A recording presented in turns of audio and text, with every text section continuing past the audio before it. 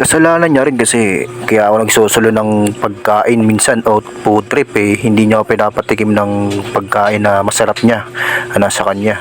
Yan tuloy na mo problema sa akin kung bakit ako nagsusulo. Ano bili mo na itlog, Nay? Ha?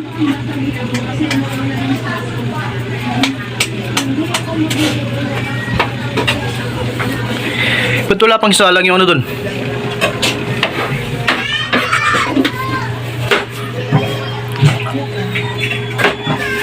Ubus na yung uling yung uling di pa nakakapag wala pang tubig yung sinaing. Wala na namin yung sibuyas. Mano yun sa maksa yan sa maksa yung uling di pa nasalang.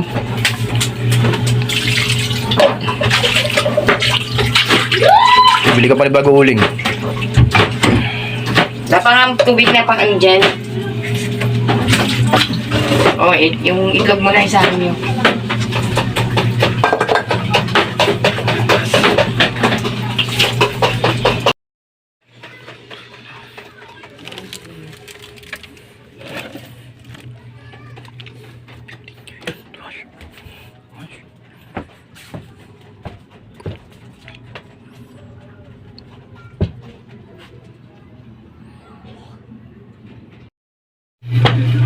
Bawa na ni Brownie. Anong amoy ni Brownie? Ha? Ay. Ha? Amoy? Amoy utot. Sabihin sa'yo ni Brownie, ikaw na nga lang nakikiamoy. Ikaw pagalit.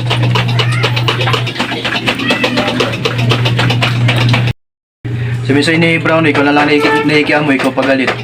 Diba?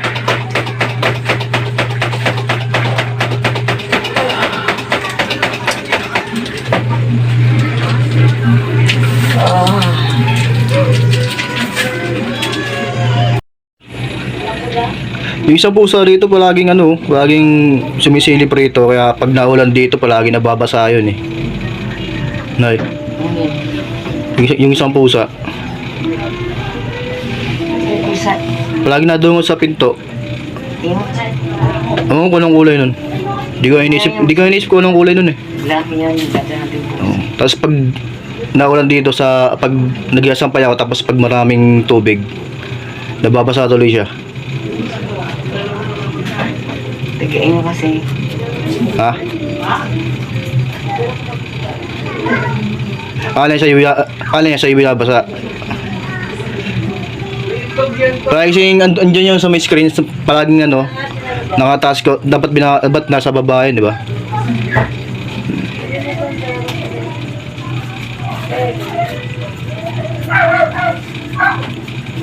Kaya akala niya tuloy sa'yo binabasa.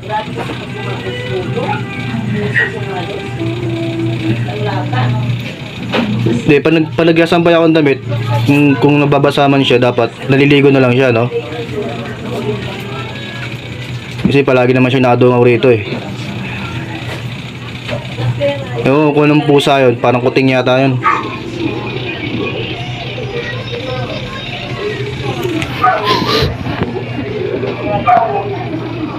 Andiyan minsan sa may bandang poste, sa may bandang minsan tumataasan dyan nakabasa tuloy siya pag ako nag-asampay kaya kesa naman ma-problema siya sa kapag nagsusulo ka, diba?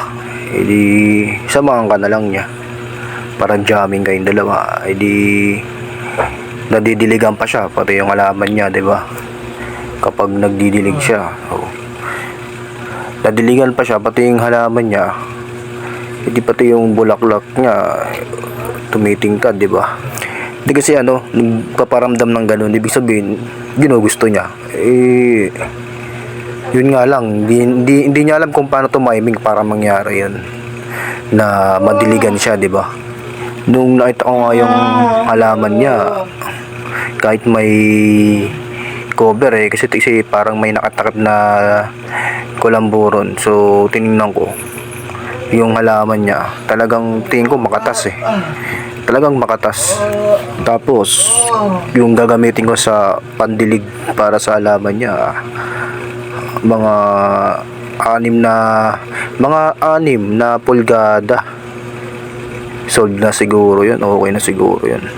Tapos yung kabilog ng mas ko mga 8 kabilog yun.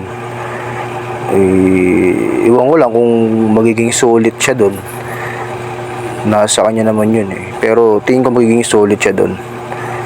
Kasi yung dilig, yung pagdidilig ng halaman, libre lang naman talaga dapat yun. Kasi meron namang ulan Hindi ko alam ba't sa kanya may bayad. Kasi kung antayin niya pa yung magbayad sa kanya para madiligan yung halaman niya, paniguradong matatagalan yun.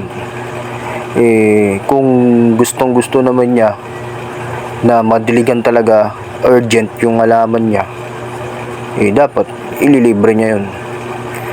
Oo, kasi on the spot, urgent, diba? May experience niya kapag ako yung nagdilig sa halaman niya.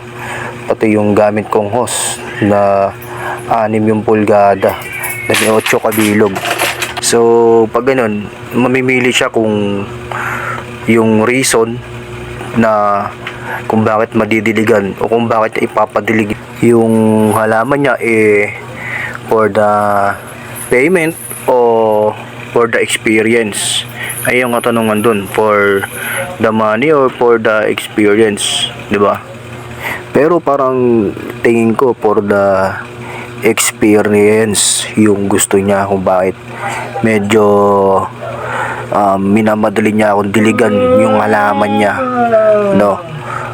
So minsan kasi kinakamusta niya ako kung kailan ko ba trip diligan yung halaman niya, kaso medyo sinisingit niya yung for the payment. Syempre hindi naman ganun kadali, no? Pero tingin ko parang sinasabi niya lang yung for the payment para wala lang. Pero ang gusto niya talaga for the experience na on the spot na diligan ko na siya yung halaman niya agad-agad. Well, kung for the experience talaga ang nais niya, so hintayin ko na lang na yayain niya ako and ipagtapat niya sa akin o prangkahin niya ako na gustong gusto niya na madiligan ko yung halaman niya for the experience. Siyempre kung for the experience on the spot naman akong a-action agad. At kung for the experience on the spot naman akong magpapakatao sa kanya para madiligan ko ang kanyang namumukadkad na halaman.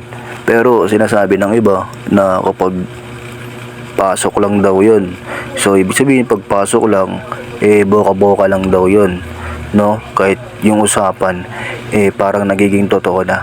So well, depende naman yun kung yung pasok nila kung ibobokan nila o gagawing makatotohanan. Kung pabor sa isa't isa yung usapan na yun, no? Yung boka pwedeng gawing totoo, pwedeng mangyaring totoo. Depende sa kanila kung gagawin nila yung usapan nila depende sa kanila kung gagawin nila yung usapan na yun, kung magiging pabor sa ibang panig, di ba? Kung yung magiging usapan nila para silang gusto na mangyari yung ganung bagay, wala namang problema kung para silang gustong mangyari yung ganung bagay, di ba? Nasa pag-uusap na rin naman yan, di ba? Pero pagdating sa usapang diligan ng bulaklak o ng halaman, dapat dyan pagdating sa mga ganyang bagay na pag-uusapan tulad ng ganyang diligan, dapat talaga totohanin yung ganun. Kasi diligan yun didiligan mo yung halaman niya diba? Ang pangit naman pag-usapan kung yung diligan i-joke time lang, diba? Tapos hindi magiging totoo, diba? Para sa akin, kung i-joke time mo yung diligan ng halaman, di na lang ako may pag-usap sa'yo, di ba? Kung i-joke time mo yung diligan na yun, kung hindi mo tututuhanin yung ganong usapan, di ba? Para saan pa pag-usapan yung ganon, di ba? Kung paasahin mo lang din naman, eh di na, di ba? Eh wala eh, ganun talaga. Eh ano pang magagawa natin, di ba? Ganun talaga eh. Tsaka kung i-joke time mo yun, eh sa ibang topic na lang yung pag-usapan, 'di ba? Yung maaari joke time, 'di ba? Pero kasi sa akin kasi pagdating sa akin yung diligan, yung halaman, 'di ba? Kasi sagradong usapin kasi sa akin yung ganun eh. Kaya kapag pag-uusapan yung diligan time o didiligan yung halaman mo, eh dapat ending nun totohanan o gagawin, 'di ba? Yung iba magpapaakit tapos mangangako na papayag na madiligan sila o yung bulaklak nila. Tapos pag naman pinagnasahan sila o niligawan, eh ayun magagalit, 'di ba? Eh ang totoo niyan, eh sila rin naman yung pasimuno na para pagnasahan sila ng ibang lalaki, 'di ba? Yung iba naman, kunyari, awat-awat, ayaw nila lang ganun. Pero deep inside, eh, gustong-gusto rin naman talaga. So, dati, may mga kilala ako na gustong magpadilig talaga ng kanilang halaman. So, ginagawa nila yung sure ball o yung desididong pagpapadilig talaga ng kanilang bulaklak, eh, talaga namang nangaakit talaga. Oo.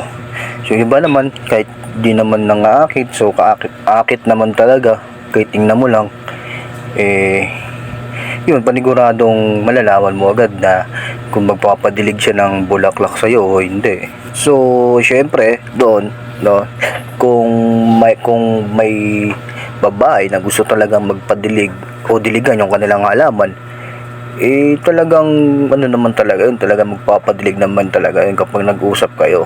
Kumbaga once na nag-usap kayo tungkol sa didiligan yung iyong bulaklak, tapos nagkasundo kayo sa usapan na yun, matik pagtapos ng usapan na yun, eh nasa inyo na yan kung okay o hindi, di ba? Tapos yung iba naman nagpa-practice na mangakit o kumuha ng isang lalaki na maaari maging customers nila para sa kanilang gagawin. Halimbawa, may type silang lalaki, tapos type nila yung lalaki kasi gusto ay yung natitipo nilang didilig ng kanyang bulaklak. Siyempre, pagpa-practice niya yung akitin. So, yung ganun, eh, pang-practice lang yon, no? Kung talagang nangangarap siyang mag full-time na maging isang, yung kung parang full-time na, ano bang tawag doon, yung didiligan yung kanyang halaman, kung gusto siyang talagang karirin yung ganong karir. Pero, nasa sayo pa rin. Lalo na kung ayaw mo na may nagsosolo, 'di ba? Eh di makijamming ka. Makijamming ka sa kanya. 'Di ba? So para hindi siya magsolo, yung trip niya, sama mo siya sa kanyang trip. Gawin niyo parehas yung dalawa na magkasama kayo. Bali ang ending 'yon kapag sinama mo siya sa kanyang trip, naging masaya ka pa, naging masaya pa siya, at naging masaya kayong dalawa. Ngayon, yung pag-aalala mo na dapat walang magsolo, eh mawawala na yung sa isip mo. Hindi ka na problema pa na baka may magsolo ulit. Kasi ikaw na yung laging kasama eh. Kasama ka niya sa kanyang trip, 'di ba? Tsaka kailangan, para hindi siya makapag-solo, dapat lagi kang kasama para hindi siya makapag-solo. Kasi sa tuwing hindi kanya kasama, ay makakapag-solo pa rin siya. Kasi humihiwalay ka sa kanya eh. Dapat hindi ka hihiwalay sa kanya para hindi siya makapag-solo. 'Di ba? Ngayon ang gagawin mo, didikitan mo siya lagi at sasama ka lagi sa bawat trip niya na gagawin niya para hindi siya makapag solo. So uulitin ko for payment or for experience pero urgent on the spot.